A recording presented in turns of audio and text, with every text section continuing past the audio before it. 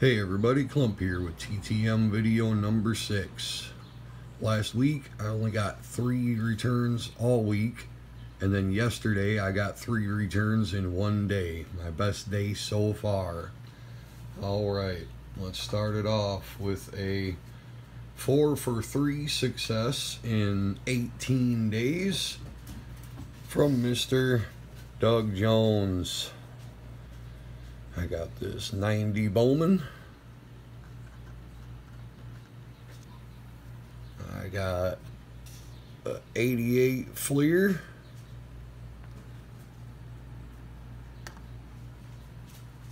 I got the 89 Fleer. And I got the Doug Jones card, his personal card that he makes up and sends to all us TTMers. And in reality, that may be the best looking card of the lot. And it's the only one with the Orioles. The others are all with the Indians, so I really like that about it too. Doug Jones was a right-handed pitcher who pitched from 1982 to 2000 for 9 different teams. He spent most of his time with the Indians though. In his time, he was a starter, a reliever, and a closer. Had most of his success as a closer. He had a lifetime win-loss record of 69 wins and 79 losses. The lifetime ERA 3.30, which is really good. 909 strikeouts and 303 saves, which puts him in the 300 save club, which ain't too shabby at all. In that time, he was also a 5-time All-Star, and now is a founding member, probably. Maybe not a founding member, but a cornerstone member, something, a high-ranking member of the TTM Hall of Fame. All of us love him. Doug Jones, what a guy. Thank you, thank you. Second success I'm going to show you was also about 18 days, and it was a 4 for 4 success from Mr. Walt Terrel. And yes, that is how it's said, Walt Terrel. I got the 1990 Fleer, the 1989 Fleer that looks just amazing. That one pops, boy. The 1988 Fleer, which looks really good. Cool picture of him just kicking back. And the 1987 Fleer, which also looks really good. Popping on most of those. Mr. Walt Terrel, right-handed pitcher who batted left. Played from 82 to 92 for 5 teams. The Tigers twice. He had a lifetime win-loss record of 111 wins and 124 losses. Lifetime ERA of 4.22. And 929 strikeouts. Batting, he only hit 3 home runs. But one of the home runs he hit was off of Fergie Jenkins. He's also the pitcher who gave up Mark McGwire's first major league home run. And to add all that, he was an amazing defensive pitcher. He had a 980 fielding percent and only 10 errors on 489 chances. So Walt Terrel,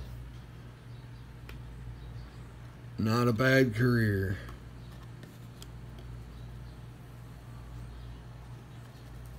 And a really good TTM signer as well. Next was a 2 for 2 in 8 days. This one's one of the fastest I've ever gotten back. And it is Mr. John Alt, offensive tackle for the Chiefs. I got John Alt on this 90 score and the 91 Pacific. And he inscribed his number on both of them for me there. And John Alt played from 84 to 96, spent his whole career with the Kansas City Chiefs. In that time, he started 149 games and played in 179. He was twice selected to the Pro Bowl. He was a second All-Pro team in 1990, and he was inducted into the Kansas City Chiefs Hall of Fame. Above and beyond that, John's son Mark Alt played for the Colorado Avalanche in the NFL and is currently playing for the Colorado Eagles, their minor league affiliate. John Alt, 2 for 2 in 8 days. Very quick return. Thank you, Mr. John Alt. Next return I'm going to show you was a 1 for 1, also in 8 days, sent out in the very same lot. And that is one of the most famous NASCAR crew chiefs of all time, America's crew chief, Larry Mack. Larry McReynolds. He's been working in NASCAR since 1975 and graduated to a crew chief in 1985. Started off for Ricky Rudd, then in 91 he crew chiefed for Brett Bodine for part of a season, and then went to the 2018 Robert Yates 2018 with Davey Allison. In between 91 and 93, he and Davey won 11 races. In 93, after Davey's unfortunate passing, Ernie Irvan took over. He crew chief for him. Then after Ernie Irvan was almost killed in a crash at Michigan, Dale Jarrett took over. He was crew chief for him for a while. And then he left the 28 team to go to Richard Childress's number 3 team, and he was Dale Earnhardt Sr.'s crew chief for a while. He was the crew chief for Dale Earnhardt Sr. when he finally won the Daytona 500. And then after his stint with Dale Earnhardt Jr., he spent a little time as Mike Skinner's crew chief. In 2000, he retired as an active crew chief and began commentating for Fox Sports. And since then, if you watch NASCAR, you know Larry Mack. You see him at the cutaway car. Just a pure genius. He makes NASCAR, helps make NASCAR great. Larry Mack, what a guy, what a fixture in NASCAR. Thank you, Mr. Larry Mack. I actually wish I'd had more cards to send him, but that was the only card I could logically send him. All right. Next return was a 1 for 1 in, do I have this one marked down?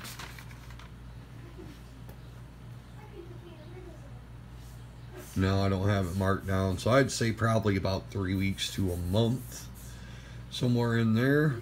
I got Roger Craig on this 90 score. He inscribed it 1085, pertaining to, in 1985, he became the first man to rush for 1,000 yards and receive for 1,000 yards.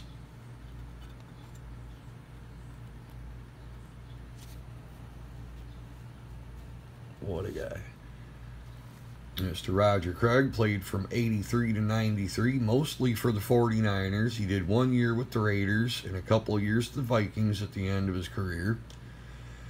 He was a 3-time Super Bowl champ. He was a 4-time Pro Bowler, NFC Player of the Year in 88, and the NFL Offensive Player of the Year in 88. He was a member of the NFL All-Decade Team of the 80s. And he's a member of the 49ers Hall of Fame. In his career, he rushed for 8,189 yards with a 4.1 average. He amassed 566 receptions for 4,911 yards and 73 touchdowns. And other than football, he studied Taekwondo, which a running back who knows martial arts, how scary would that be? And he ran in 38 marathons. He was also the Grand Marshal for a NASCAR race at Infineon Speedway at one point in time. I have no idea why he's not in the NFL Hall of Fame. I spent a little time trying to figure it out, but at least NASCAR acknowledges his greatness with the rest of us. Roger Craig, amazing football player, amazing TTMer. Thank you, Mr. Craig. And the final TTM I have to show you. This one kind of breaks one of the cardinal rules of TTMing. You guys taught me when on my first day of studying TTMs from your guys' videos, don't send your prized possession. Well, I try to follow that rule, but at the same time I enjoy go big or go home. So I figured if I was going to send to Mr. Rhino Sandberg, I might as well send the 83 Topps rookie. And don't that look pretty? It had a dinged corner. It was not in perfect condition when I sent it. That's why I sent it. It was not a 9 or a 10. But with that autograph on there, makes it look a lot better, don't it? Rhino, 8 days. Flew up fast as lightning. 8 days. $5 donations. So worth it. I'm going to hit him up many more times, I'm sure. Rhino played from 81 to 97. And he was a manager for the Phillies, who actually was the team that drafted him from 2013 to 2015. During his playing days, Rhino was a 10-time All-Star. He was the National League MVP in 1984, a 9-time Gold Glover, a 7-time Silver Slugger. He led the NL in home runs in 1990, and the Cubs retired his number 23. He was inducted to the Major League Baseball Hall of Fame in 2005. He had a lifetime batting average of .285, 2,386 hits, 282 home runs, and 1,061 RBIs. Rhino Sandberg, Hall of Famer, second base. Matter of fact, there's a crease up there too. So yeah, this card's not in the best condition, but it is a Rhino Sandberg rookie autographed. Pretty sweet. It's the original too. No reclaim or whatever they're calling them new cards. Alright guys, good week for me. I hope y'all have just as good a luck as I did. Keep sending them out. Be good. Later.